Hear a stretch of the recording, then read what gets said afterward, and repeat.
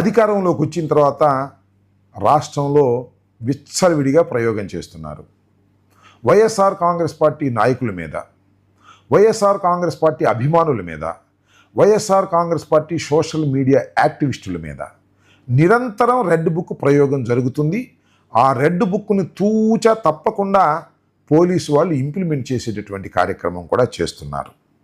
ఈ క్రమంలోనే పిన్నెల రామకృష్ణారెడ్డి గారు, మా శాసనసభ్యులు, 58 రోజుల పాటు జైల్లో ఉండవలసి వచ్చింది. అలాగే నందిగం సురేష్ గారు, దళిత పార్లమెంటు సభ్యుడు, 150 రోజుల పైచిలకు జైల్లో మగ్గవలసి వచ్చింది. అలాగే పోసాని కృష్ణమురళి, ఒక సినిమా నటుడు, ఆయన 24 రోజులు జైల్లో ఉన్నాడు. వల్లభనేని వంశీ ఇంకా బయటకు రాలేదు. ఎన్ని రోజుల్లో వస్తాడో వేచి చూడాలి. దీనితో పాటు అనేక మంది